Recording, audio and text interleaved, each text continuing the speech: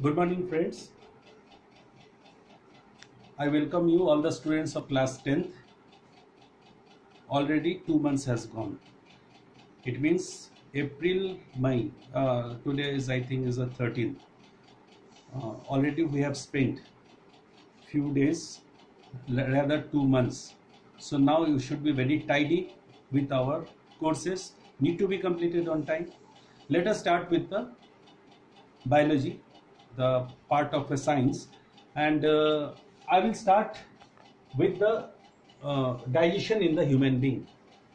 Till now, if you have seen the presentation, I started with the life processes. We studied the nutrition and nutrients, then how the digestion takes place in the amoeba, unicellular, and now it is a complex animals or human being.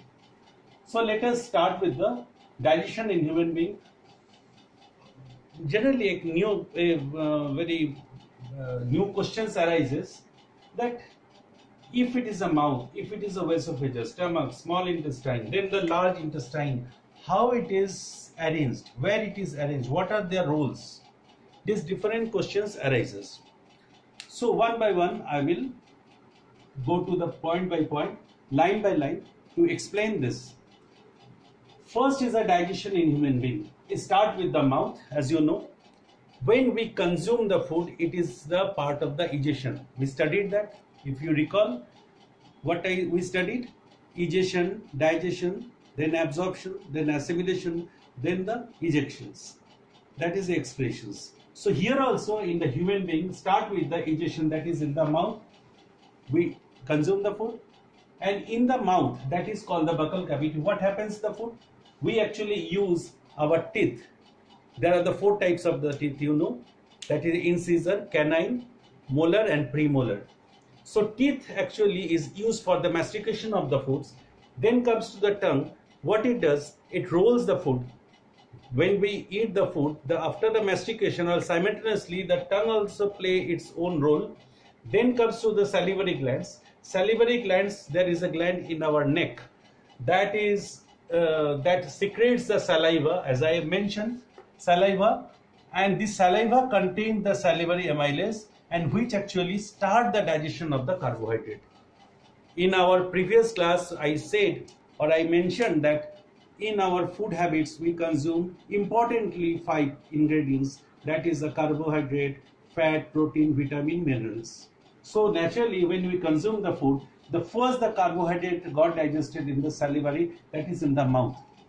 Then food passes to the esophagus. It is a tube-like structure. You may ask the one question, that is a esophagus, that how the food is moving. So for your information, I can tell you there is a automatic movements of our GI tract, that is known as the peristaltic movement. Peristaltic movement is an automatic movement, that is a contraction and relaxation. If you take a pipe, if it contracts, then the food passes forward. Then if you relax, then another part of the food comes to that place. So there is a simultaneously contraction and relaxation, and food moves from the buccal cavity up to the last part, that is up to the rectum and anus. This is the entire parts of the food. Our system, rectum and anus. Let us consider the esophagus. What happens in the esophagus? If the food is digested in the buccal cavity, partly, it is not fully digested, its digestion starts over here. Then what happens? The entire food bolus passes to the esophagus. Food doesn't stay in the esophagus. It moves to the stomach. Stomach is an important organ where the digestion happens. What happens in the stomach? Stomach is, if you see in the structure, that is a J-shaped structure. And this J-shaped structure had got its own wall. So we can get the stomach wall contains 3 tubular glands. There is a tube-like structure, that is a tubular glands, which secretes the HCl, pepsin and mucus. I will explain that what are the roles and what is the importance of this. First is the HCl, that is a acid. We know the hydrochloric acid is there. It is secreted by one of our glands in the stomach. It has got the 2 roles. One, that the bacteria, whatever it is contained in our food, it kills the bacteria. This is the first. And second thing, as we see, the pepsin is an important enzyme which is secreted by the another part of the glands in the stomach. Pepsin is in the inactive form. In presence of the HCl, this pepsin converted into the active form. Then only it can digest our food. So the HCl has got the two roles. First is it kills the bacteria. Second is activate the pepsin. And pepsin, what it does, it digests our food. And what does the mucus do? Mucus actually it protects the inner wall of the stomach from the HCl, because as you know, acid is a very corrosive. So one ingredient is required, that is played by the mucus. Mucus actually protects the cell wall from the HCl. So there is a three secretions: HCl, pepsin, and mucus. So majority the process of the digestion happens in the stomach. Then food moves to the small intestines. When the food reaches to the small intestine, then it receives two important ingredients. One from the liver, that is known as the bile, and second is the pancreatic juice. I will explain. There is a wrong notion in the people. People say that the bile comes from the liver. It is true. But when the bile is secreted by the liver, it is stored in the pancreas, it is stored in the gallbladder. I have mentioned that for your information. It is stored in the gallbladder. And when it is required, that is the bile is required, it reaches to the small intestine. Another secretion is there, that is the pancreatic juice, which is secreted by the pancreas.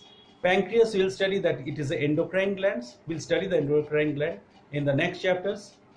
And pancreas, it has got the two roles. Pancreas, that first is also release the insulin, and in the digestion it actually releases the pancreatic juice. This pancreatic juice contains the three important enzymes. One is the amylase, second is the trypsin, and third is the lipase. What are the roles of this? First is the amylase. Amylase actually, whatever we food consume, it takes care of the starch. That is a part of the carbohydrate. Then what trypsin does? Trypsin is acting on the protein part. And what the lipase does? Lipase acts on the fats. Which fat? That is the emulsified fat. Whatever the emulsified, it is happening in the stomach or in the rest part of the body. So the lipase takes care of the fats. Then what happens in the small intestine? Additionally, the bile and the pancreatic juice. Additionally, another thing happens. There is a villi, that is a finger-like structure is there. There is a finger-like structure is there, which is called the villi. So what it does? Villi present in the wall of the small intestine, it absorbs the food which is required by the body, and rest is, that is undigested part of the food, is passed on to the large intestine. So the small intestine play an important role. Apart from the digestion, it also plays in the absorptions. Then it moves to the large intestine, that is the food passed on the large intestine. Then next what happens? Before the small intestine pushes the food to the large intestine with the help of the peristaltic movement, as I mentioned, in the small intestine another thing happens. The wall of the small intestine also have the glands which secretes the intestinal juice. It means additionally this, there is a secretion of the additional juice which is known as the intestinal juice. Why it is secreted? Why we call it the intestinal juice? Because it is secreted by the small intestines and complete the digestion process. How does it is?